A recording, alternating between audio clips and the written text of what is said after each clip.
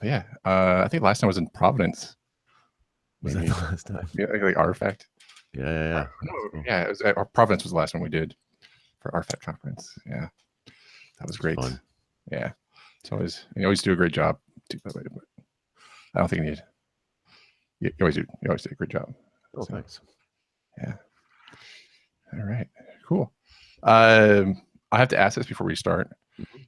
Um, what are your thoughts about the Starbucks card now that time has passed and everything's going? Because it felt like I think I talked to you before about it. Just like I want to distance myself from it, and maybe I shouldn't be asking that, but I just want to say No, like, no. so what do you think about it? Like 2020 Um, mindset.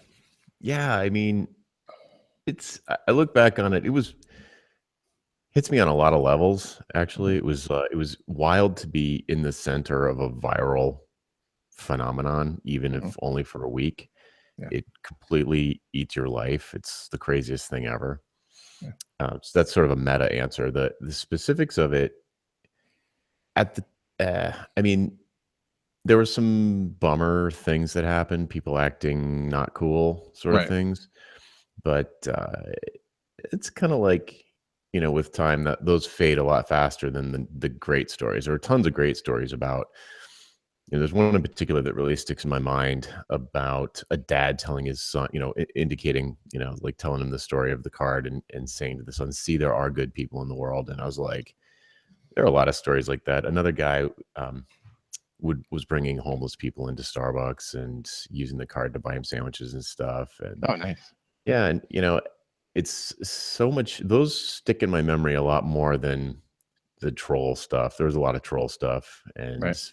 people, accusing me of being a shill for Starbucks, and stuff like that. Yeah. Things like, oh, it's a guerrilla marketing campaign. It's all BS. And Right. Yeah. Oh man. it was But wild. yeah, but you says a great idea. And just like, hey, let's just roll with it and see what happens. Hmm. And then people just like accuse you of everything. Yeah, it's like the hipster thing now. People just accuse you of within 2 seconds of actually doing something. It's like, what? Yeah, it's like Yeah. it's wild. It changed my opinion very much about online news. And this is 2011. Hmm. And I was guilty as anybody else back then of just reading a headline and maybe sharing it without going through the whole article. Yeah. And a lot of sites played on that behavior to, lying would be a strong word, but to Yeah. Yeah. misrepresent reality in a way Yeah. that they get clicks. So Yeah. I went to, I didn't go to journalism school, but that's where I got but in the newsroom is where I learned about design because I wanted to be a high school journalism graphic designer. I went to my local newspaper to train to be a designer for them a little bit and then I became an editor at a local newspaper, and and so I really want the news to be accurate and fair, even though my job is to like, at the time was to like make it presentable and like on the page, but yeah. I got caught up like, one person or two people removed from a major story that happened, not like a major story, but just like a story that got a lot of press for like a good portion of a year. Mm. And I knew the facts of the case, but it was totally misrepresented by the press, like Mm. every chance to get. And so ever since then, I was like, the I just like the press coverage isn't that great, Mm. and I Yeah. feel a lot of it is just reading press releases and adding in confirmation bias, which is Yep. which is And I've actually, since, recent events, yeah, I have started paying for news, yeah, which is super refreshing. So like the yeah, thing that newspapers warned us would happen has now happened. yeah, And and all of a sudden the value of an actual non-ad supported paywall news site is it was well worth it for me. Like I signed up for Financial Times, I don't know, maybe 6 months ago, and that's oh yeah, the only place I get my news. I don't go on oh social nice. media anymore. That's good paper too. That's right. It feels very unbiased. I'm sure everybody's got their biases, but it's presented in a very through the lens of, I don't care about the money part, but the fact that they present it through the lens of whether or not something will be good for investors makes it very apolitical. Yeah. So it's like, wow, adults. Yeah. They kind of like distill the emotion, I guess, from it. Yeah, it's completely unemotional. Yeah. And but cool. Yeah, I feel like I was really kind of weirded out by the fact that newspapers got recent events wrong, and then they all of a sudden people was like, well, I'm going to pay for these journalists that got it wrong, and like for the newspapers, like that is not really how that's supposed to work out. So I don't really know. I wish them the best, but I feel like that's not going to do it. Anyway, so let's get started. Sure. Welcome to the show. Thank you. Thanks for having me.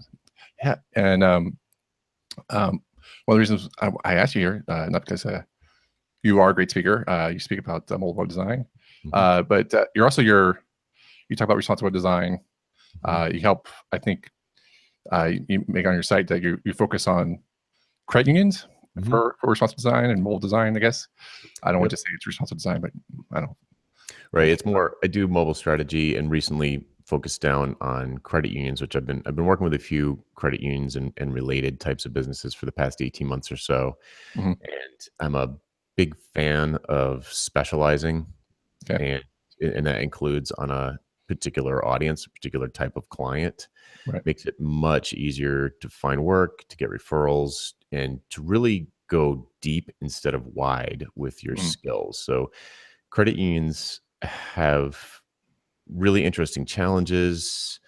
In general terms, they attract a quirky kind of person that I like, because credit union is like nonprofit banking institution. Like that's like an oxymoron. Right. So it attracts an interesting, they're sort of like the hippies in the banking world. And I haven't been exposed to thousands of people in the space, but certainly hundreds. And I click with them surprisingly well.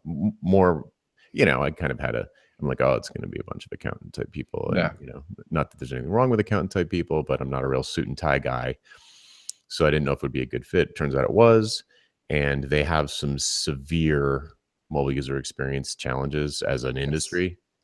So, and they got some severe business challenges because they're getting their lunch eaten on both ends. You've got the big banks like Bank of America, let's say, and they have just crazy budget to throw marketing campaigns and just do seemingly whatever they want. And then on the other side, you've got Silicon Valley, fintech startups kind of nipping at their heels. And we were just talking about newspapers. I've seen it happen before where the entire the middle of a market just gets annihilated by the internet and startups and that sort of thing. And credit unions are strongly in the middle. So if, in my humble opinion, if they want to be competitive, they need to be super forward-thinking, as forward-thinking as they can, to create an experience that younger members are going to enjoy. Because right now, their membership is aging, of course. And why would you even consider a credit union? Why would you consider a bank even? So it's an interesting challenge. And on top of that, you've got federal regulations. So it's a fun, complicated problem that, you can go just a mile deep on. I really enjoy it. Yeah, I love actually one of my first web jobs was for a credit union, and so actually it was for a credit union service bureau, and so it was actually I forgot the name of it actually, but what we did, we're like kind of IT department for not only for as part of the IT department for the company or nonprofit or organization I was with, but we serviced all the Florida credit unions. So with IT and stuff like that. So basically back in the day when people didn't have websites, we would give like probably the first generation websites for credit unions and stuff like that too. So that's like my first big exposure to credit unions. And I totally been in love with them ever since then. So they've been great. So, and I drive by whenever I visit Florida, I always drive by credit unions like, hey, I used to, I know the logo. I know exactly what it, but speaking of quirky, I just had a great time at that place. A lot of quirky, great people. Great. And so but cool. Yeah. And so I think part of that you mentioned in your new book, which is what I want to talk to you about, which is hourly. Was it? Let me make sure I get the title right. I bet I don't. Hourly billing is nuts. Yeah, That's a great title. Thank you. And so and so basically the whole thing is like basically it's like a, would you say it's like a getting a bullhorn and saying like try and change, just a lot. I don't think the industry, because I feel like hourly billing has been around forever, but you make a point that there's a moral dilemma to hourly billing. Could you describe what you mean by that? Sure. Yeah. I mean, it's pretty straightforward. If I'm billing a client by the hour, it's in my best interest to make it take as long as I can. Mm. I might not think that's the right thing to do for a variety of reasons, but it doesn't change the fact that the client, there's sort of the appearance of impropriety. The longer it takes for me, the better it is. The longer it takes for them, the worse it is. So you're immediately at cross purposes. And everyone I've ever talked to that bills by the hour immediately say, "But yeah, no, but I don't do that, and I would never do that." And when I bill by the hour, I never did it either. But it presents this appearance to the client, or this potential. The client's kind of in the dark about the whole thing, and it creates this what I call a trust fracture. That if things don't go perfectly, which they rarely do, that split starts to fester, and that's when you end up with clients from hell. Because I interrupt you, I just like don't want to interrupt you, but it's just like also, software projects never go 100% on plan, right? Yeah, it's very complicated, and they're usually at least, any non-trivial project is going to have at least 6 stakeholders. And then you might, and then throw in maybe you've got third parties that you're trying to integrate with, or external APIs, or some other vendor of theirs. And you're literally, no one is in control of the project, not the CEO of the client. If if he or she wanted to pull out a mallet and say, we're going to get this done right by next Thursday or by Black Friday, and and spend as much money as you want and get it done, it's not out of their control. It's like a collaboration between a wide range of people who have all sorts of different motivations, and it's usually a very complicated thing. So it's totally herding cats, and it's almost like no one's steering it. You can put up kind of like guardrails almost, and the car will sort of stay on the highway bouncing back and forth between the guardrails. But depending on how you want to look at it, there are either a lot of hands on the steering wheel or no hands on the steering wheel. So it's really, the uncertainty is very high. So if you throw on top of that the longer it takes, the more it costs, it's a recipe for client dissatisfaction. That was one of the main reasons that drew me away from hourly billing, was that, or two, an alternative that I usually use, value pricing for projects. The thing that really sealed the deal for me was that it was almost impossible for me to guarantee customer satisfaction with hourly billing. It was extremely difficult because nobody knew the price when we were starting, and yet they had to make this huge decision. Right. I mean, it's a huge commitment without even knowing how much it's going to cost. Right. Right. And when you say it's going to be $50,000, period, then everybody can say, is that worth it or not worth it? Is this outcome that we're expecting to get, not this list of features, but if this business outcome that we're all shooting for here, if it's worth $1 million to the client, they're going to jump at a $50,000 price tag.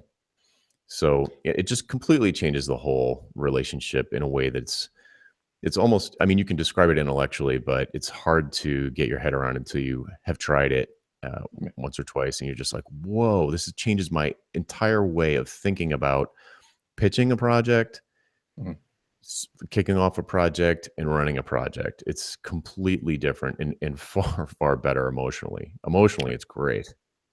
Yeah, like when I was reading your book, about the problems with hourly billing, it reminded me of a snippet from the PBS documentary, "The Triumph of Nerds." I don't know if you remember that one, but in Microsoft, Steve Ballmer, when they were talking to IBM, they would always come over and they would actually ask them like how many lines of code it'll take to build this project, and they called it like KLOCs or something. KLOCs. KLOCs. 1,000 lines of code.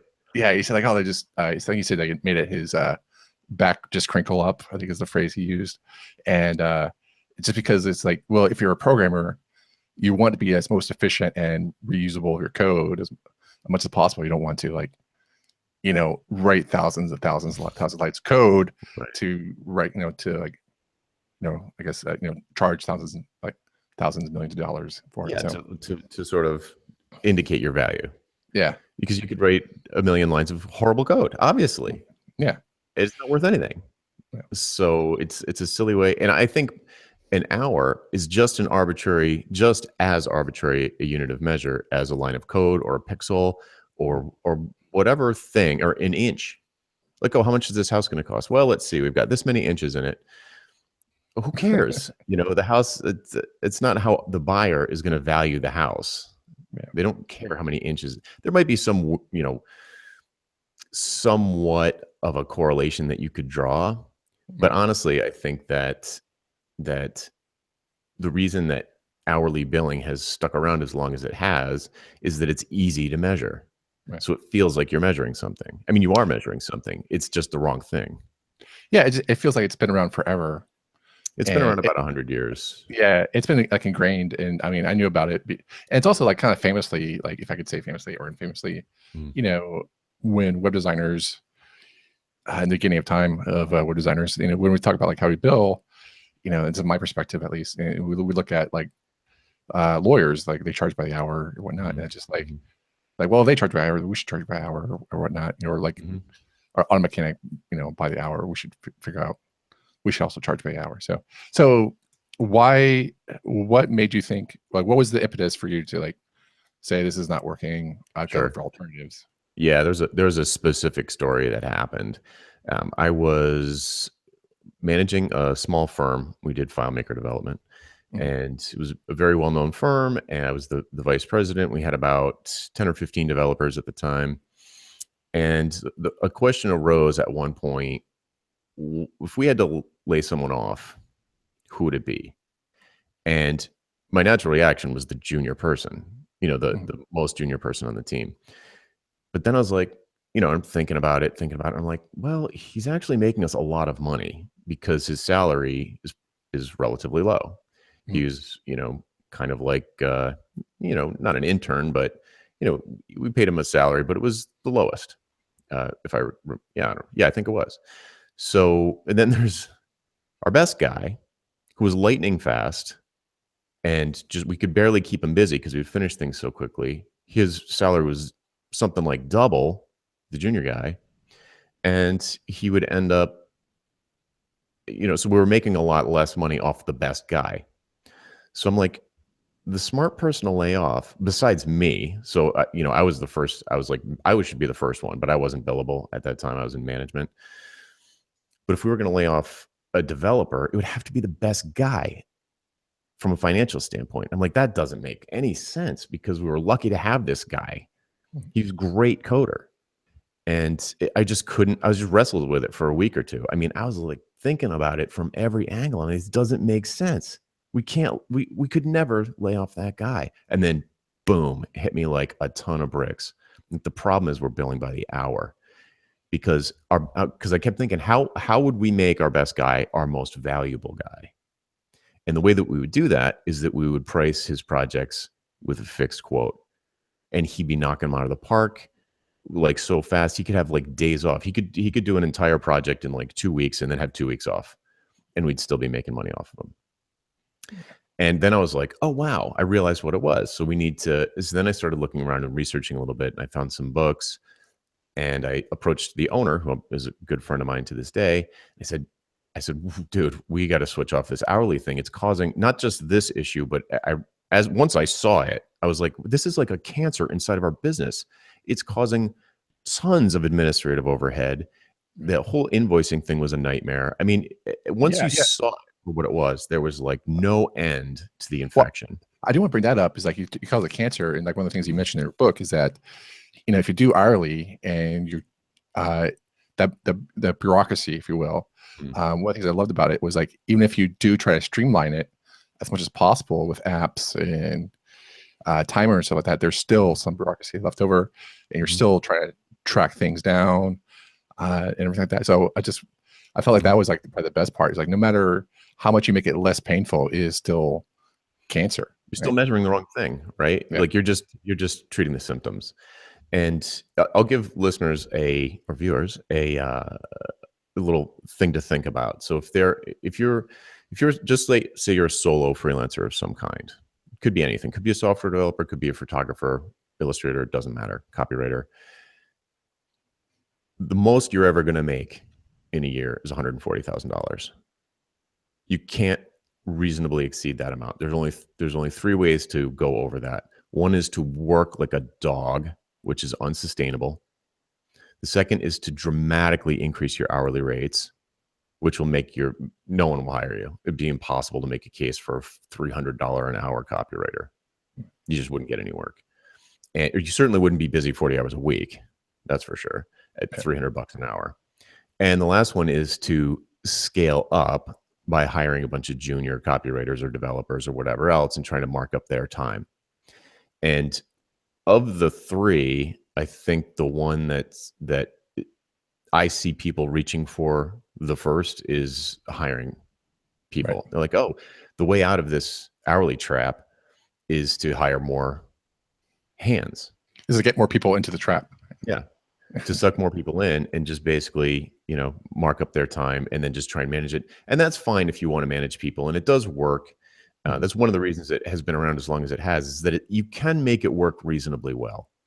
It can more or less work as long as you're nailing your estimates every time. If you're coming in overestimate every time, then your life is a disaster area. So you can make it work. So it hasn't gone away. And if you do really want to manage people, like you enjoy managing a team and doing that sort of thing, running an agency and, onboarding employees and doing HR related stuff and all the things that are related to managing a team, like one-on-ones and all those things, then great. That is a way to increase your profitability, your revenue and all that. But a lot of people only do it because they think it's the only way to increase their profitability. And that's the group of people who I most want to help, because they're going to be bad managers because they don't want to be managers. They want to keep doing copywriting or coding or whatever they do. And it's just going to be bad. Right. Like if you're not ready to fire somebody, you're not ready to hire somebody. And most of the people I come across are certainly who start hiring. The first time they first start hiring, they're like, oh, wow, I'm going to get all my friends. We're going to work together. It's going to be great. And then they have to fire one of them. Yeah. And all of a sudden, it's not so cool. Yeah. Yeah. That's definitely for sure. Yeah. Firing someone is not awesome. So for both parties. So, but cool. But the argument I felt like that was the best for against hourly billing was the one about the student taking an exam. And that was at the end of the book, actually. I thought it was like, which is the following criteria would you use to calculate a student's exam grade? Would you be the amount of time spent on the test or the percentage of correct answers they got on the test? Right. And I thought that was like, boom, we're done. We're out. Drop the mic. Yeah. Yeah. Obviously, taking longer on a test shouldn't increase your score. The teacher shouldn't be like, you know what, you got half of these answers wrong, but he worked really hard. And it's the same thing with a consulting engagement. It's like the goal is to achieve some business outcome. Like if you're doing B2B sales, that's the goal. There's no, like people don't want you to write code so they can print it out and hang it on their wall and be like, isn't that glamorous? Isn't that elegant? They don't?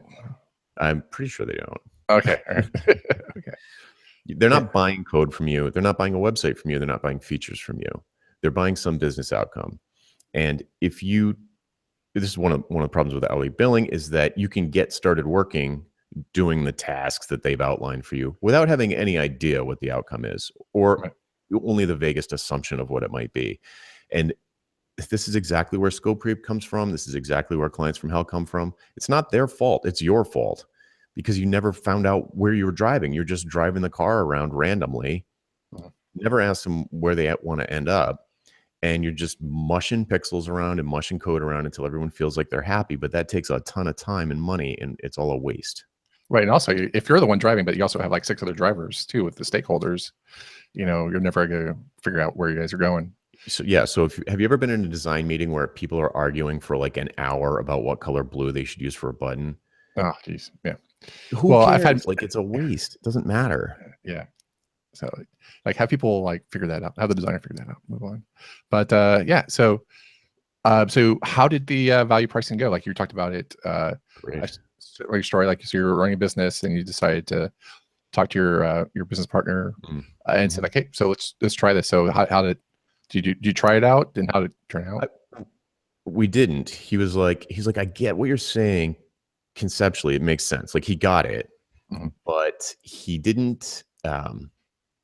He couldn't see a path from where we were to where I was, this future I was painting. And to be fair, we probably would have screwed it up. So it's probably good. He's smart. It's probably good that we didn't do it because it's a lot harder than I expected it to be. But I couldn't keep doing hourly. I had like a religious experience. I couldn't do it anymore. Yeah. And you got to realize at the time, my whole job was basically fighting with clients where we'd Mhm. gone over estimate. That was basically my job. It Right. was like, arguing over hours, eating hours, worrying about profitability of individual resources, tracking hours, yelling at developers to log their hours. It was hours, hours, hours. Right. So all of a sudden, when I had this sort of the heavens opened, I was like, all right, dude, I got to go solo. I'm going to put my money where my mouth is, see if I'm going to really try this out and do it. So I did that and it was amazing. Like my first year, my income doubled and I didn't work anymore. My life, my quality of life went through the roof. I mean, I was miserable, going through all of that. It was just I would fear the phone ringing. If the phone rang, I would just cringe. It was going to be somebody who's haggling, just, I Right. got, I spent all this money with you guys and I've got nothing to show for it. And we're already over budget and we're not even halfway done. And, Yeah. and you can say it was their fault or you can say it was your fault. But the end of the day is nobody's happy. They're not going to hire you again if you ever get out of it. If you ever somehow manage to finish it, it's horrible. So that all completely disappeared from my life, 100% gone. And it's the best. I was making way more money. And now here was the crazy thing was that the very first value price job I did, I gave them a fixed bid. So value pricing, for people who don't know, is basically you're giving someone a fixed bid, which I know scares the pants off people who are used to scope creep. But if you base the price on the value to the client and not your time and materials, like the number of hours you think you're going to work, and then you mark it up a little bit, like add 15% for project management and maybe throw some other random variables on there and give them a fixed price, your price is going to be too low. So you're probably going to get killed. But if you can find a project where the client stands to benefit dramatically from the thing that you're doing for them, and it's not going to be a crazy amount of work for you, so there's a lot of sort of slush in the middle where if it turns out that it was way harder than you thought, it still doesn't matter because your effective hourly rate is still really high. So that was a little bit of a tangent. So the first time I did one of these projects, I like literally had this thought that made me jump because I had never had a thought like this before on any other project when I build hourly. And the thought was, maybe I can buy a plugin for this. And I was like, wait a minute. Like it was like a voice that was not my own was inside my head. And I was like, why don't you just look around for a plugin that can do this? Because there's a project that I took on and had a particularly complicated, I don't know, a piece. It was like a graphing thing. It was going to be really hard. It was going to be a lot harder than I initially thought it might be. Okay.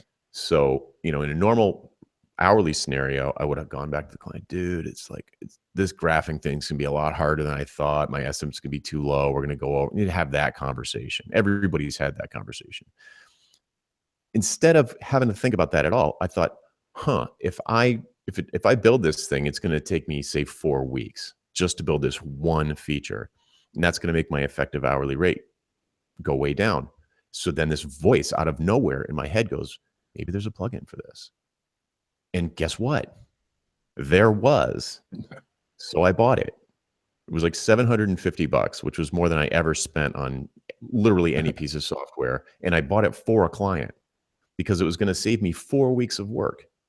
I was like, I would have bought it. I would have paid twice as much.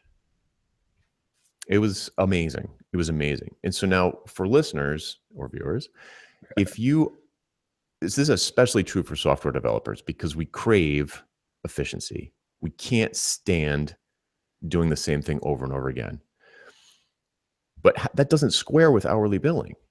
But if you're doing fixed prices based on value, it makes 100% sense to create code libraries for yourself, boilerplates, tools, anything that doesn't, any tools that don't exist, I don't think you should create your own tools that already exist. Just buy them.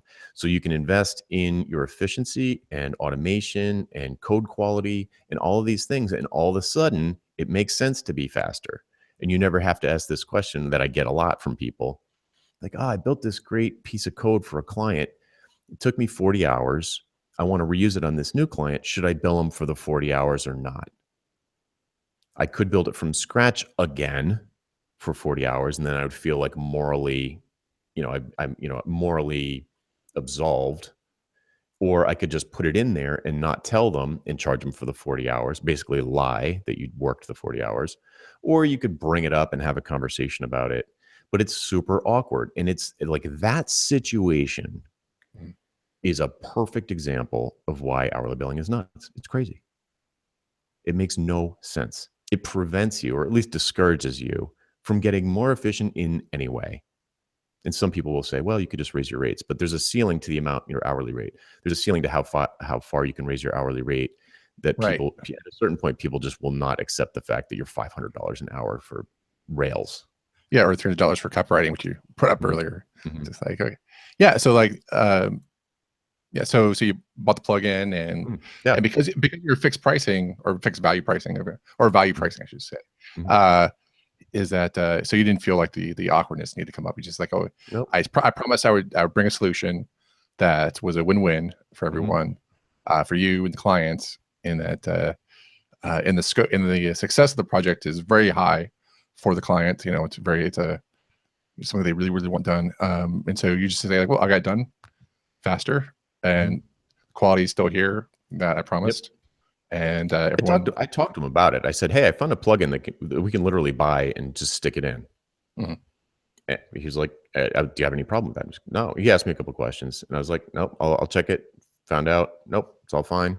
Like licensing and stuff like that. Will I be able to resell it and stuff like that? Because it was inside of a shrink wrap product, which tells you how long ago it was.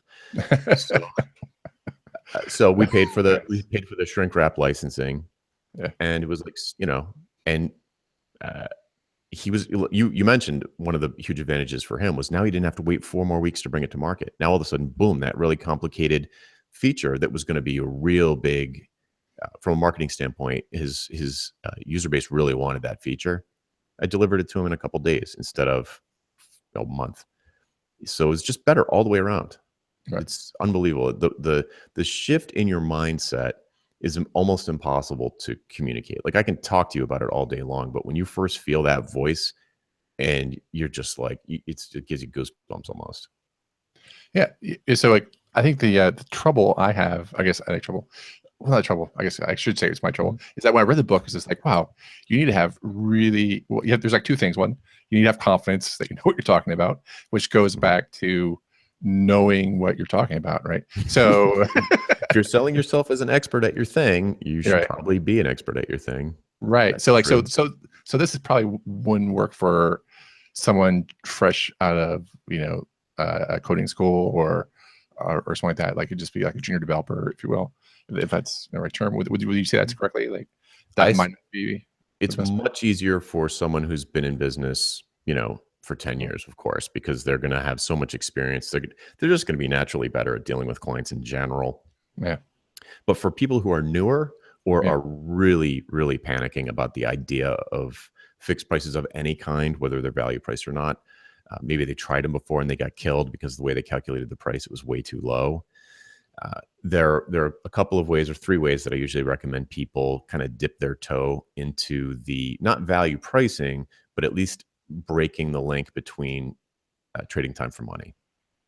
So one of the ways I can quickly run through them. One of the ways is to just, somebody comes to you with a project, just break off a preliminary piece of the project and just fix price that one piece. It should be something that you think will probably only take you a week or 2 weeks. A real, compared to a 6-month project, that's a very small piece. And price it around 1/10, or it depends, but around 1/10 of what you think the overall estimate for the project is going to be. So go through your normal process. You get a lead, lands in your inbox. You set up a phone call with them. You talk to them about the project. It's ill-defined, like they don't have answers to a lot of your questions. um, you can't really get a good feel for the scope. Maybe there's some disagreement on their side, but hey, just get to work. We'll pay you by the hour to start working on these features, and we'll figure it out while we're going. If you have the cushion to be able to maybe walk away from the gig, you could say, listen, I don't really want to be taking your money until we have got a better picture of where we're going. Let's do an initial phase. Maybe it's a design phase. Maybe you do wireframes. Maybe you do style guide. Maybe you do, who knows? It could be a marketing calendar. But a step before the implementation, which is either going to be diagnosis or prescription phase of the engagement, where you diagnose and then you prescribe, and that's a discrete deliverable, if you will. And the outcome of that will be dramatically decreased uncertainty, which means less risk. Right. So, yeah. I found like a lot of agencies, web agencies, for just doing that design phase, or like I like the word diagnostic phase. Description better. Just I found like that was always, when I talked to agencies about that, or people who manage agencies like that, when they talk like, yeah, we're going to do a design phase to figure out the scope of the project, I felt like, well, that must be a lot harder sell sometimes, but sometimes a lot easier to sell, because that way, and one of the things that people would say, like, once we go through that design phase, we'll have a document that says this is what the scope of the project is in terms of the business solutions that we're trying to find for you, and then you can still work with us, but you can just shop this document around. Yeah, it's no lock-in. When I used to do development, I would say, no lock-in. We need to do this. I'm not going to work with you unless we do this, because I cannot guarantee any kind of customer satisfaction. So my product, and as far as I'm concerned, my product is customer satisfaction. It's not websites. So if I'm not confident that the client's going to be happy at the end of the engagement, I'm not going to start, because it's too scary. So, because it turns into that old nightmare life from, a decade ago. So I would insist that they would do this, but I would be, in flashing lights. You do not have to work with me on the implementation piece. So like, once it's done, you can shop this around to somebody who's far less expensive than I am. I promise you'll find someone less expensive than me. If you want to work with someone cheaper than me, go ahead, because I don't want to work with somebody who's cheap anyway.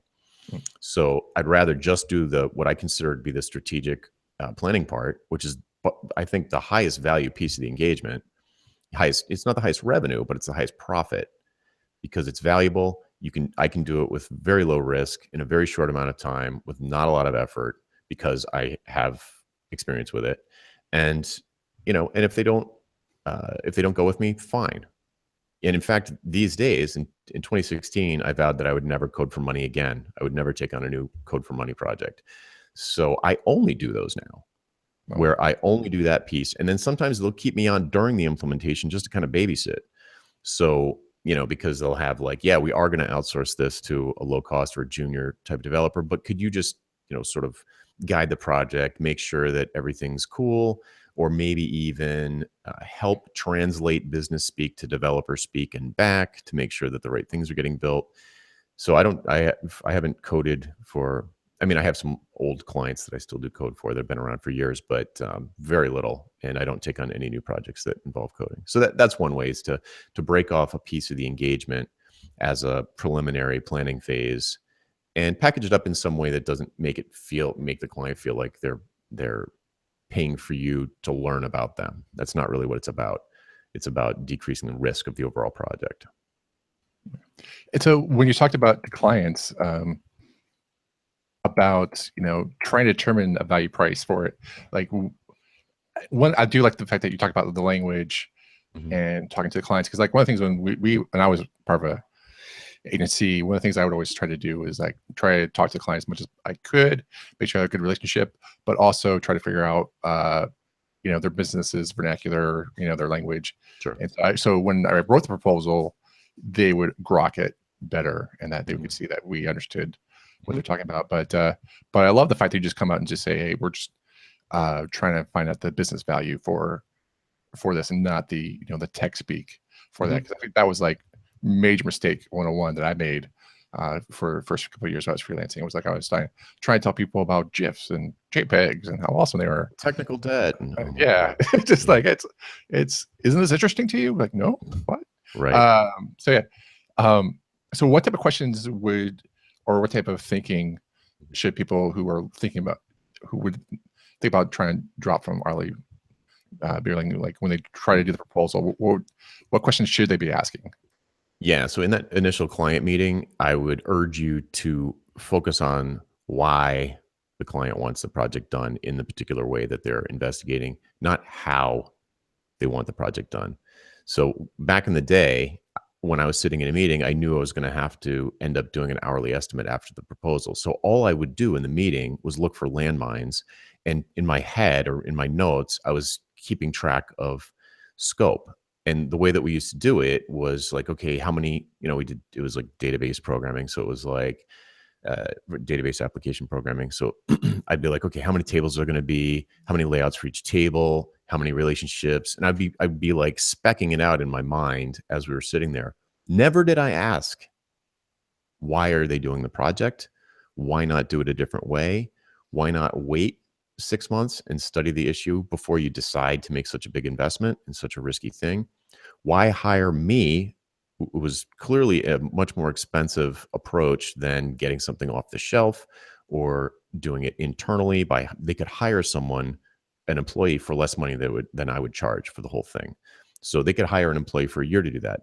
So nowadays, what I'll do, I have what I call a why conversation, where I ask 3 categories of why question. So the first one, basically, there's like a lot of ways you can phrase it, but the first why is basically, why do this at all? Why not just leave things the way they are? And they'll be like, oh, couldn't do that. And I'd be like, how come? I don't know. I can guess, but I don't know. And they'll say, well, our competitors just released this new feature and our clients are fleeing to this competitor. It's like, oh, okay, that's a big deal. There's value there. So giving me a ton of money is not going to be wasted, perhaps. Mhm. Then the next category is why now. So first is why do this project at all? Then the second one is why now. And why now is like, you've known about this for a year. How come all of a sudden your hair's on fire and you need to do it? Why not wait 6 months? Why not wait a year? That sort of thing. Like, is it urgent? Is it truly urgent right now? Or is there some way that we could push off this very big, risky project that's going to be expensive? And and they'll be like, oh no, we couldn't possibly do that because maybe this is the competitor story, or maybe there's a big trade show or some event that they need to have things ready for.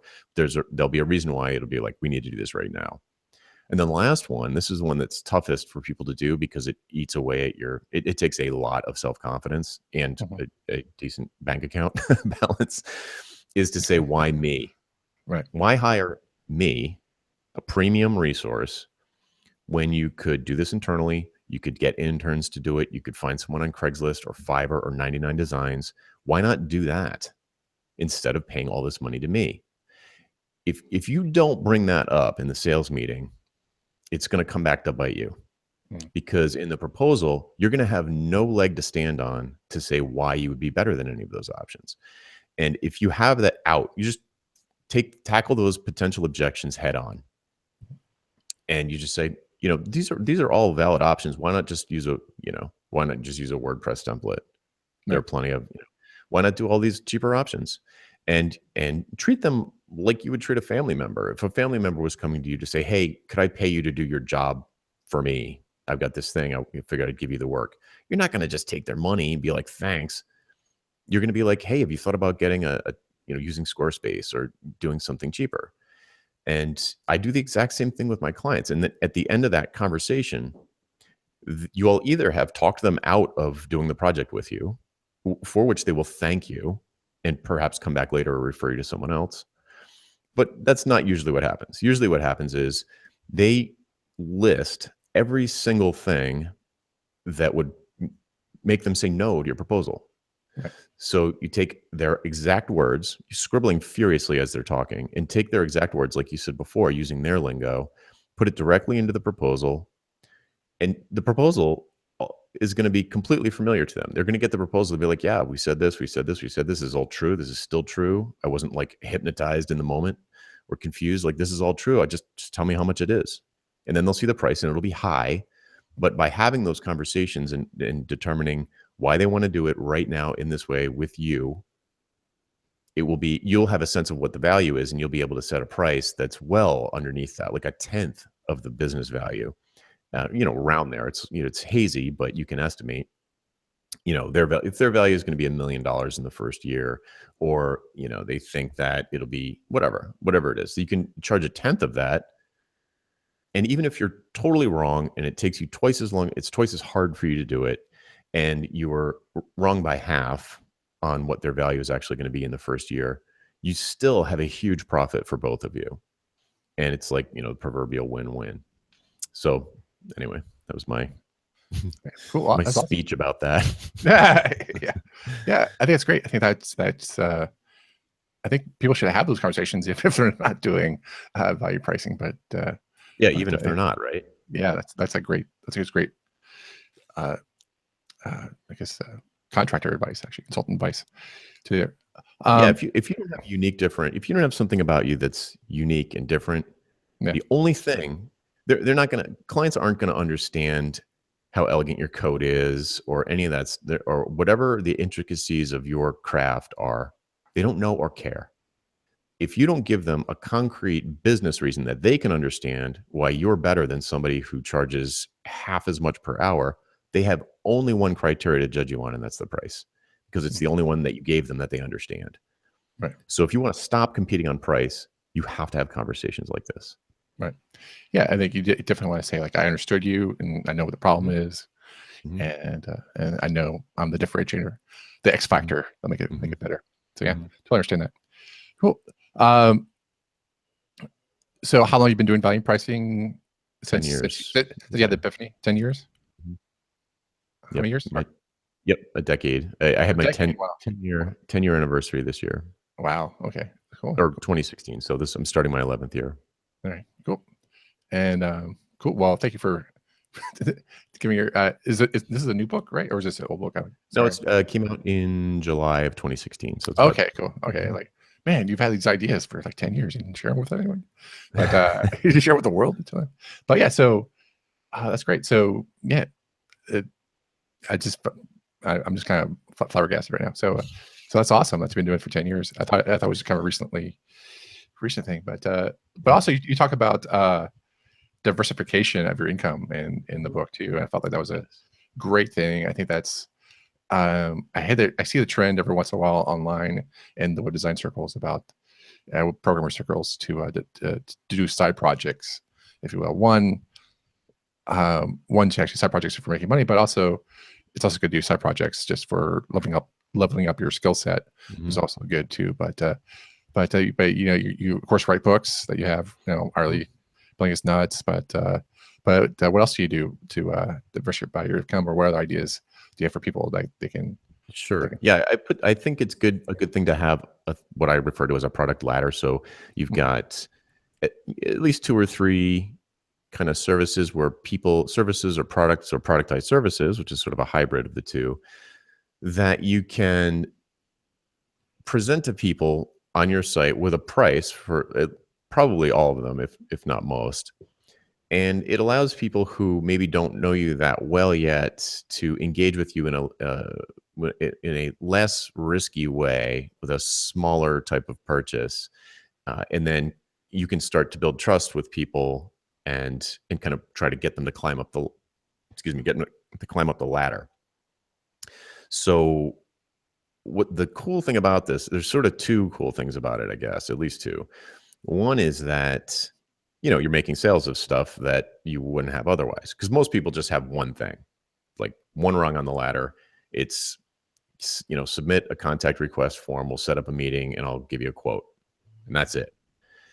So I would say underneath that, offer maybe a productized service where you're doing something like a roadmap or a style guide or wireframes or some kind of thing that's fairly fixed scope. You've done it a million times probably already. You probably do it for free on most of your regular projects. Find that thing that you do all the time. It could be anything: database backups, migration plan, whatever. Design reviews, whatever it is. Yeah, some diagnostic or prescriptive thing that you do all the time at the beginning of a project, and describe it discreetly. Imagine that you're going to do a proposal for a particular client, write that up, and then instead of giving it to a particular client, put it as a page on your website with a price and say $5,000 for a strategy roadmap, and describe what it is, describe what the beneficial outcomes are. And that gives people a way to engage with you that is a lot less risky than, hey, let's start a conversation about you giving us a quote for this huge project. So that would be like a first step. That's usually the next rung, the first rung of the ladder people build after just a general project. But you can do other things too, as long as you're focused on delivering a particular kind of outcome, or you have some sort of value proposition, or you have something about you that delivers an outcome that you are kind of passionate about or that you like. Then you can create maybe a product beneath the productized service that's like, hey, you can hire me to do this big, huge project, or for say $300, you can buy this video series where I teach you how to do it yourself, or you can buy it for your developers and it'll teach them how to do it. So like retrofitting a desktop only site for mobile, I could easily do 6 hours on that, record it as a video, and be like, hey, don't pay me all this money. Buy this for $300, go through it, and you'll probably be fine. If you're not fine, then we can talk about something else. But so on and so forth. And then down lower, tier would be like a book, same sort of thing. Here's how to teach yourself to do it, or here are the big pieces that are involved. Right. So at each level, somebody can come in at like a 2-digit price, a 3-digit price, a 4-digit price, a 5-digit price. So you can kind of like level them up, and you'll still have people that come in straight at the top. But okay, so that's the one thing, is that you can get people to climb up the ladder, and you're making that, you're making income that you never would have gotten before. But the much bigger thing, I probably should have led with this, is that you now have a pipeline. Instead of randomly sitting around waiting for leads to occasionally show up in your inbox, which when I talk to people is like, I'll say, how many leads did you get that last week? And they'll laugh. I'll be like, none, right? And they're like, yeah, I maybe get 2 leads a year. And if you have people that, if you have 100 people, 300 people that bought your book or paid for your, paid $50 for some white paper that you wrote, and you delivered great value to them, you followed up with them, they were really happy. Those people are prospects for something farther up the ladder. So if you come to this, if you're still in feast famine land, and you see a famine coming, you see yourself headed into the trough, just send out an email to a bunch of people who have already gotten great ROI from one of your lower tier products. And you say, hey, I've got an unexpected opening in my calendar. If anybody wants to maybe get the next thing, maybe here's a discount or whatever you want to do, or just raise their attention and say, hey, this is available. I've got this spot. If anybody's got an urgent situation, we should talk. And all of a sudden, you've got a lever that you can pull when you see that you're going to go into a dry spell. Because before I had that, if I went into a dry spell, I was like, what do I do? AdWords? No. Yeah. So basically, just like if I rephrase it, or make sure I understand it. So basically, make sure you have products, and then if you actually get products, and you have a new product, you just actually go back and say, hey, you bought XYZ before in the past, or you services before in the past. Here's this new thing I have. Just want to share it with you and let you guys know about it. Right. So you have a bunch of non-strangers. You have a bunch of customers. So like right now, doing project work, I mean, I probably only ever did 3 at the most, 3 like real projects in a year. So you go from having 3 customers who you just serviced and don't need anything from you probably for another year or 2 at least. Now you go from having that to having 300 customers. And sure, some of them only give you $40, but they're still customers. They're going to have a much higher level of trust in you than some drive-by person who is anonymously browsing around your website. Right. Yeah, they've already got some built-in buy-in from you. They trust it. They trust the Jonathan Stark brand. They then go for the next level. Exactly. They got value for their money. Good ROI. Yes. There you go. Okay, cool. Yeah, that's totally awesome. Yeah, I think I totally see that as a great offer. But in terms of, I think it's great. I get ideas already. Jonathan, thank you so much for that. So, sure. I think that's about it for. I think we're almost out of time too. So, Okay. but is there any questions that someone who, any words of advice that you give someone who would want to start doing this right now? Mm. And Yes, definitely. like, well, what words of advice would you give them? I feel, whenever I talk about this stuff, I feel like I'm handing like a loaded gun to a little kid. It's like, don't cry and go. Like, maybe you're listening to this and the heavens are opening for you the way they did for me on that day. Don't jump. Don't try and throw everything into it. Don't try and convert all of your hourly customers to value price customers overnight. You can't do it. It takes a long time to shift your systems over. If nothing else, your systems over. It's going to take a long time to shift your own thinking over, and it'll take even longer to shift your existing clients' minds over. It's really tricky. So dip your toe in, test it, because you'll do it wrong first. It takes some practice.